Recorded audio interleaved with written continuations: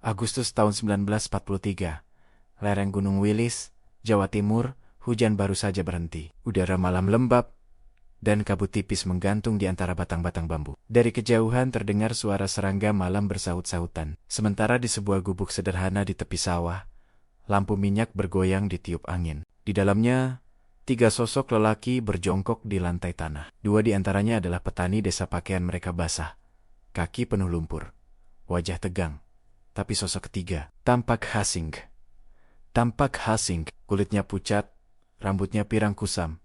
Seragamnya kompeng-kemping, dengan lambang raf yang setengah tercabik di bahunya. Ia menatap mereka dengan mata lelah, namun penuh harapan. Namanya Korporal David Davy Hansen, seorang penerbang muda asal Inggris yang pesawatnya ditembak jatuh di atas Laut Jawa selama seminggu terakhir. Ia bersembunyi di ladang tebu, bertahan hidup dari air hujan dan kelapa muda, sampai 2 pemuda desa menemukannya tanpa sengaja. Kini, mereka tengah mengambil keputusan paling berisiko dalam hidup mereka. Kalau tentara Nippon tahu, kita sembunyikan dia. Habis kita, Mas, bisik salah satu petani, Sutrisno, sambil menatap keluar jendela. Di kejauhan, tampak nyala obor berkelip di jalan desa patroli Jepang. Temannya, Wiranata, menarik napas panjang. Aku tahu, tapi kalau kita biarkan dia di luar, dia pasti mati. Ia menatap Hansen, lalu berkata dalam bahasa campuran, "You stay quiet, yes?" Hansen mengangguk, berterima kasih dengan lirih. "Terima kasih, thank you, friend." Sutrisno menutup pintu gubuk dengan hati-hati. Mereka tahu rumah itu akan menjadi tempat persembunyian berbahaya. Tapi malam itu, tanpa senjata, tanpa strategi besar, 2 petani desa memutuskan melawan pendudukan dengan cara mereka sendiri, menyelamatkan 1 jiwa manusia. Di luar, suara langkah-langkah berat mulai mendekat. Suara perwira Jepang terdengar menghardik dalam bahasa kasar. Diikuti bunyi sepatu bot menghantam tanah basah. Patroli Sutrisno mematikan lampu minyak.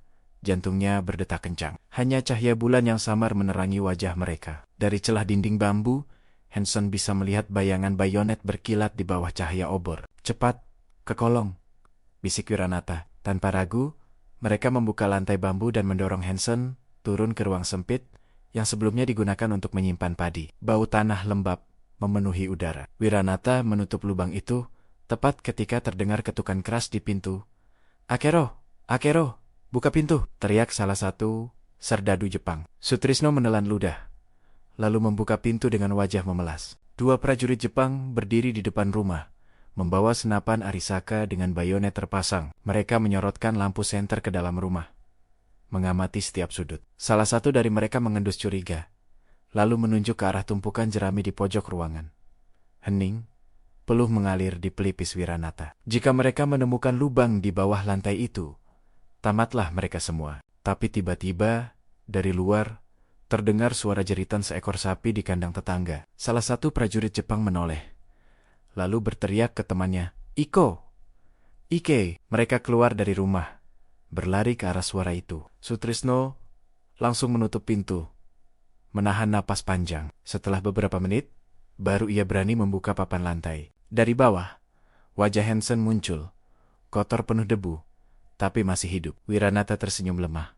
"Selamat datang di Jawa, kawan. Sekarang kamu bagian dari kami." Malam itu, di bawah langit berawan dan bayang-bayang penjajahan, lahirlah kisah tentang keberanian tanpa pamrih, kisah yang kelak akan mengguncang markas besar sekutu di Australia, bahwa di tengah teror pendudukan, ada rakyat biasa yang memilih mempertaruhkan nyawanya demi kemanusiaan. Angin pagi membawa aroma sawah dan kayu bakar. Di kejauhan, ayam berkokok menandakan hari baru di desa kecil dekat Madiun itu. Tapi bagi Sutrisno, Wiranata, dan Hansen, pagi itu bukan sekadar awal hari, melainkan awal perjuangan panjang untuk bertahan hidup tanpa ketahuan. Hansen kini mengenakan pakaian petani lusuh, dengan ikat kepala kain hitam dan sarung yang menutupi luka di kakinya. Rambutnya mulai tumbuh, dan wajahnya sengaja dihitamkan dengan jelaga supaya tak mudah dikenali. Namun, aksen Inggrisnya tetap mencolok setiap kali ia mencoba berbicara bahasa Jawa. Panen. Kapan?" tanyanya terbata, membuat Wiranata menahan tawa kecil. "Panen nanti. Bulan depan," jawab Wiranata, menepuk pundaknya. "Pelan-pelan saja, Devi. Orang kampung harus bisa bicara seperti orang kampung." Mereka bukan satu-satunya yang melakukan ini. Di seluruh Pulau Jawa dan Sumatera, kisah serupa terjadi tanpa banyak diketahui dunia. Para tawanan perang sekutu, Inggris, Australia, Belanda bahkan Amerika, melarikan diri dari kamp-kamp Jepang seperti Tangerang, Bandung, dan Bukit Tinggi. Beberapa kabur lewat selokan. Sebagian lain pura-pura mati saat serangan udara. Dan banyak dari mereka yang, tanpa sengaja, berakhir di desa-desa terpencil. Di tempat-tempat itu, rakyat biasa jadi penyelamat tanpa tanda jasa. Di pesisir selatan Yogyakarta, seorang nelayan bernama Pak Darto dikenal menampung 2 serdadu Australia selama hampir 2 bulan. Ia menyembunyikan mereka di gua karang yang hanya bisa dijangkau lewat air pasang, memberi makan dengan ikan dan ubi. Setiap malam ia menyalakan obor kecil di pantai, tanda rahasia bagi mereka yang masih hidup di persembunyian. Sementara di Sumatera, kelompok guru dan murid di Padang Panjang menyembunyikan seorang dokter Belanda bernama Van der Meer di ruang bawah tanah madrasah. Dokter itu kemudian membantu warga yang sakit. Dan penduduk pun menjaga rahasianya mati-matian. Di setiap kisah itu, keberanian rakyat Nusantara berdiri tegak melawan ketakutan. Mereka tahu risikonya. Hukuman gantung, penyiksaan, atau seluruh keluarga dibakar hidup-hidup bila ketahuan membantu musuh Jepang. Namun alasan mereka sederhana, karena dia manusia juga. Di lereng Gunung Wilis, kisah Hansen terus berlanjut. Ia mulai bisa bekerja di sawah, meski sesekali menatap langit seolah berharap melihat pesawat sekutu melintas. Suatu sore, saat membantu Wiranata menumbuk padi, ia mendengar kabar dari anak-anak desa yang berlari ke ladang. Orang Jepang dari Blitar datang lagi. Mereka cari tawanan yang kabur. Sutrisno langsung menatap Hansen. Tak ada waktu. Mereka harus memindahkannya ke tempat yang lebih aman. Ke hutan. Malam itu, tanpa banyak bicara, ketiganya berjalan diam-diam melewati jalan setapak. Suara serangga malam bergema di antara pepohonan. Dari kehauan bayangan lentera Jepang bergerak perlahan, menyisir desa satu persatu. Mereka berhenti di tepi sungai. Wiranata menunjuk ke seberang. Di sana ada orang-orang yang bisa bantu. Mereka juga sembunyikan orang seperti kamu. Hansen menatapnya penuh rasa syukur. Why? Why you help me? Tanyanya lirih. Wiranata hanya tersenyum tipis. Karena suatu hari, mungkin kamu juga akan bantu orang seperti kami. Suara langkah dan teriakan Jepang makin dekat. Tanpa pikir panjang, mereka mendorong Hansen ke air, menyuruhnya menyeberang di bawah gelap malam. Saat ia berenang perlahan, Sutrisno menutupi jejak di tepi sungai, menyingkirkan ranting dan lumpur dengan cepat. Beberapa menit kemudian, obor Jepang tiba di lokasi. Tapi yang mereka temukan hanyalah 2 petani yang tampak kebingungan di pinggir air. Nani Osteru, apa yang kalian lakukan? Hardik sang perwira Jepang. Ambil air untuk sawah, jawab Wiranata datar. Prajurit itu menatap curiga, lalu menendang ember mereka. Tapi tanpa bukti, mereka hanya bisa melanjutkan pencarian ke arah lain. Di seberang sungai, di bawah rimbun pohon jati, Devi Hansen berdiri menggigil, menatap ke arah 2 sosok yang kini tinggal bayangan di tepi air. Ia tahu, mereka mungkin tak akan bertemu lagi. Tapi keberanian 2 petani itu akan terus hidup dalam ingatannya, sebagai cahaya kecil di tengah kegelapan perang. Di seberang sungai, Devi Hansen menatap ke arah 2 petani, yang kini hanya tinggal siluet di balik kabut malam. Ia menahan air mata. Hujan mulai turun perlahan, membasahi seragam compang-campingnya, namun langkahnya tak berhenti. Ia tahu, jika ingin selamat, ia harus terus masuk lebih dalam ke hutan. Beberapa jam kemudian, Hansen tiba di sebuah dataran tinggi yang sunyi. Di sanalah ia bertemu dengan sosok yang akan mengubah nasibnya, Kiai Raden Sastro Hadinoto, seorang ulama dan pemimpin masyarakat yang dikenal sebagai tokoh karismatik di pedalaman Kediri. Di masa perang, Kiai Sastro dikenal bukan hanya sebagai guru agama, tapi juga penghubung rahasia antara para pemuda lokal, gerakan bawah tanah, dan jaringan penyelamat tawanan sekutu. Ketika Hansen dibawa ke pondok kayu di belakang pesantren, 2 lelaki berikat kepala menyambutnya. Salah satunya membawa karung berisi ubi dan singkong, sementara yang lain berbicara dalam bahasa Belanda patah. Engkau, tentara Inggris? Tanyanya hati-hati. Hansen mengangguk. Lelaki itu tersenyum, lalu memperkenalkan diri. Aku Basuki, dulu kerja di pelabuhan Surabaya. Banyak tawanan lewat sana sebelum perang. Sekarang, kita bantu mereka pulang. Basuki lalu menggambar peta kasar di tanah. Garis-garis menunjukkan jalur rahasia, dari hutan Kediri menuju Malang, lalu ke pesisir selatan, menuju Pacitan. Dari sana, jaringan ini akan berusaha menyelundupkan tawanan ke laut dengan bantuan nelayan. Jalur itu dinamakan jalur padi, karena setiap titik persembunyian berada di lumbung atau rumah petani. Kadang ada orang Australia, kadang Belanda. Pernah juga ada satu dari Amerika, ujar Basuki sambil menyalakan rokok kretek. Kami tukar mereka dengan obat, kain, atau garam dari laut. Tapi yang penting, mereka jangan sampai tertangkap. Hanson mengangguk paham. Meski tidak semua kata, ia mengerti. Ia hanya tahu satu hal, bahwa rakyat yang bahkan tak mengenalnya rela menaruh hidup mereka di ujung pedang demi menolongnya. Hari-hari berikutnya, ia habiskan membantu warga desa. Ia memikul air, memperbaiki atap gubuk, bahkan mengajar anak-anak menulis huruf Latin. Tapi di balik kegiatan sederhana itu, pesan rahasia terus bergerak.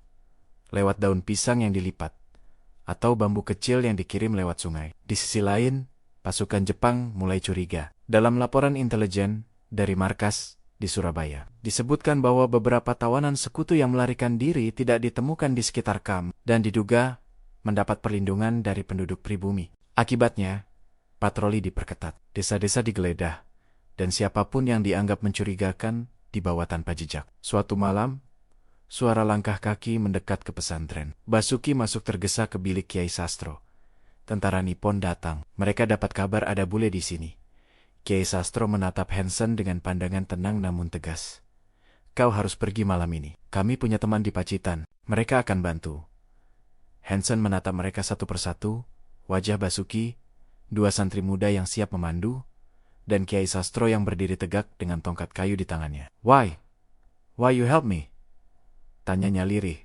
Lagi, Kiai Sastro hanya tersenyum kecil, karena kami percaya perang ini bukan hanya soal bangsa, tapi soal hati manusia. Jika kami biarkanmu mati, apa bedanya kami dengan mereka yang menindas? Tanpa sempat membalas, Hanson digiring keluar lewat pintu belakang. Hujan turun deras malam itu, menutupi suara langkah mereka. Dari kehauan cahaya lentera Jepang mulai menyala, disertai teriakan dan gonggongan anjing. Basuki berbisik, kalau tertangkap, jangan bicara apapun tentang desa ini. Katakan saja, kau tersesat di hutan. Mereka berlari melewati semak belukar, menyeberangi sungai kecil, dan menyusuri jalur tanah becek. Di belakang mereka, suara ledakan dan teriakan Jepang menggema. Pesantren terbakar. Tapi dari dalam api itu, nyala keberanian rakyat Jawa justru semakin hidup. Beberapa hari kemudian, Hanson akhirnya tiba di pinggiran Pacitan. Di sana, di sebuah gubuk nelayan, berkumpul 3 orang lain, 2 tentara Australia dan 1 Belanda, yang juga melarikan diri dari kamp. Mereka semua menatap laut gelap di depan mereka, menunggu kapal kecil yang dijanjikan akan datang malam itu. Ombak malam memukul batu karang di pesisir selatan Pacitan. Bulan hanya separuh, sinarnya redup tertutup awan. Di pantai terpencil itu, 4 orang lelaki berjongkok di balik batu besar, 3 tawanan sekutu, dan 1 nelayan Jawa bernama Pak Rono Hanson menatap laut lepas. Di kejauhan, samar-samar ia bisa melihat titik cahaya berkelap. Itu bukan bintang, itu Singjal. Dia datang, bisik Pak Rono pelan. Perahu dari Baron. Tapi harus tunggu ombak turun. Di bawah cahaya redup, wajah-wajah mereka terlihat tegang. Para tawanan itu mengenakan pakaian petani, tubuh mereka kurus dan penuh luka. Namun di mata mereka menyala harapan yang lama terkubur. Mungkin untuk pertama kalinya, sejak mereka ditangkap, mereka benar-benar bisa pulang. Tiba-tiba, suara mesin terdengar dari kejauhan, bukan dari laut, melainkan dari darat. Suara truk. Lampu sorot mulai menembus gelap dari arah utara, prajurit Nippon. Seru salah satu tawanan Australia. Panik. Pak Rono segera menunduk. Cepat, masuk ke gua. Sekarang, mereka berlari menyusuri pasir, menembus celah batu karang ke sebuah gua kecil yang hanya bisa dimasuki dengan merunduk. Di dalamnya, udara lembab dan asin. Hanson bisa mencium aroma guano kelelawar dan air laut yang memantul dari dinding. Mereka berjongkok, nyaris tanpa suara. Dari luar, lampu sorot menyapu pantai. Suara sepatu bot menghentak pasir, disertai bahasa Jepang yang terdengar marah. Yatsurawa Dokoda? Di mana mereka? Salah satu prajurit Jepang berjongkok di dekat perahu kecil yang tertambat di pantai. Ia menyalakan rokok dan menatap sekeliling curiga. Tapi malam itu, angin bertiup kencang dari laut, menghempas pasir ke wajah mereka. Pandangan jadi kabur, Pak Rono menatap Hansen dalam gelap, lalu berbisik, kalau mereka temukan kita mati semua. Detik-detik berjalan lambat. Setiap napas terasa berat. Tapi keajaiban kecil terjadi. Di kejauhan, seekor sapi lepas dari kandang, berlari panik ke arah pantai, membuat prajurit Jepang berteriak-teriak mengejarnya. Dalam kekacauan itu, mereka meninggalkan pantai dan suara truk menjauh perlahan. Begitu sunyi kembali turun, Pak Rono menghela napas lega. Gusti Allah masih sayang kita. Tak lama kemudian, suara mendesis datang dari arah laut. Suara mesin kapal kecil. Hansen dan dua kawannya keluar dari gua, menatap perahu kayu yang mendekat. Di atasnya, tampak dua nelayan dengan bendera kecil Inggris di ujung tiang bambu. Basuki pernah bilang, kalau kau lihat bendera itu, artinya mereka tahu siapa kau. Mereka mendorong perahu ke air. Ombak menghantam kaki mereka. Hansen menoleh ke Pak Rono, menatapnya lekat-lekat. Terima kasih, katanya. Suaranya bergetar. You save our lives, Pak Rono hanya tersenyum, menepuk bahunya. Pergilah, jangan lupakan kami. Perahu pun meluncur ke laut, bergoyang diterpa ombak. Dari kehauan pantai Jawa tampak semakin kecil, tapi bagi Hansen, setiap pasirnya menyimpan wajah dan nama yang tak akan pernah ia lupakan. Mereka berlayar berjam-jam di bawah langit gelap. Sampai akhirnya di ufuk timur tampak siluet kapal besar. Lampu merah samar berkelip dari dek. Sinyal sekutu. Ketika mereka akhirnya ditarik naik ke atas kapal patroli milik Australia, Hansen tak sanggup berkata apa-apa. Tubuhnya gemetar, bukan karena dingin, tapi karena campuran lega dan syok. Good God, we thought you were dead. Seru seorang perwira Australia begitu melihat mereka. Namun di tengah keributan penyambutan itu, Hansen hanya menatap ke arah laut, ke arah tanah yang kini menghilang di balik kabut. Those people, the Javanese, they saved us, katanya lirih pada dokter kapal. Without them, none of us would be here. Berbulan-bulan kemudian, di markas besar sekutu di Darwin, Australia, laporan resmi mencatat kisah pelarian Davy Hansen dan beberapa tawanan lain di Jawa. Tapi di balik laporan dingin dan angka statistik itu, tersimpan kisah yang jauh lebih besar, tentang rakyat biasa yang berani menentang kekuasaan demi kemanusiaan. Dan di suatu tempat di pedalaman Jawa, Sutrisno, Wiranata, Basuki, dan Kiai Sastro menatap langit malam. Tahu bahwa entah di mana, seseorang yang pernah mereka selamatkan kini telah kembali ke negerinya. Mereka tidak butuh medali, mereka tidak butuh nama di koran. Bagi mereka, cukup satu hal, bahwa di masa ketika dunia kehilangan nurani, rakyat kecil di tanah jajahan masih memilih menjadi manusia. Beberapa bulan telah berlalu sejak malam, ketika Davy Hansen dan rekan-rekannya meninggalkan pantai Jawa. Namun kisah mereka baru benar-benar mengguncang dunia ketika laporan lengkap dikirim ke markas besar sekutu di Colombo, Ceylon kini, Sri Lanka. Laporan itu disusun dengan hati-hati oleh intel sekutu dan diberi judul sederhana, Accounts of Escape and Native Assistance, Java and Sumatra, 1943-44. Di dalamnya tertulis detail yang membuat para perwira sekutu tercengang, bahwa di bawah penjajahan brutal, rakyat Jawa dan Sumatera, tanpa senjata, tanpa perintah, tanpa imbalan, telah menyembunyikan, memberi makan, dan melindungi ratusan tawanan perang yang lolos dari kamp Jepang. Nama-nama seperti Wiranata, Sutrisno, Basuki, Pak Darto, dan Kiai Raden Sastro Hadinoto muncul berulang-ulang dalam kesaksian para tawanan. Beberapa di antaranya bahkan menulis surat pribadi kepada markas besar Inggris, memohon agar para penyelamat mereka diakui secara resmi. Salah satu surat itu berasal dari tangan Davy Hansen sendiri. Dalam tinta yang mulai pudar, ia menulis, I owe my life to two farmers in East Java who risked everything for a stranger. They had no reason to help me, no promise of reward. They simply saw a man in need and chose mercy over fear. Surat itu dibacakan di hadapan perwira tinggi di London, dan bahkan sampai ke telinga Jenderal Thomas Blamey, Panglima tertinggi pasukan Australia di Pasifik. Dalam pidato internalnya, ia menyebut, Those villages of Java, they show the courage as great as any soldier in battle. Nama pengakuan itu tidak datang tanpa rasa bersalah, karena para perwira sekutu tahu, banyak dari warga yang membantu para tawanan itu tak pernah selamat. Sebagian tertangkap oleh Kempeitai, polisi militer Jepang yang terkenal kejam. Mereka disiksa, dibakar rumahnya, bahkan seluruh keluarga dihapuskan tanpa jejak. Hansen tahu hal itu ketika ia kembali ke Jawa setelah perang berakhir. Tahun ke-1946, ia datang bukan sebagai tentara, tapi sebagai manusia yang ingin mengucapkan terima kasih. Ia turun di pelabuhan Surabaya yang masih hancur akibat perang. Bau asap dan karat memenuhi udara. Di sepanjang jalan, papan-papan bertuliskan "Merdeka" tergantung di dinding rumah. Tanda bahwa tanah yang dulu dijajah kini sedang memperjuangkan kebebasan sendiri. Dengan bantuan penerjemah, Hansen mencari desa di lereng Gunung Wilis. Tapi yang ia temukan hanyalah sisa-sisa rumah bambu yang gosong, bekas pondok pesantren yang kini tinggal tiang hitam terbakar, dan beberapa penduduk tua yang menunduk diam ketika ia menyebut nama-nama yang dulu dikenalnya. Seorang nenek dengan mata berkosyokoka hanya berkata pelan, "Mereka semua sudah pergi, nak.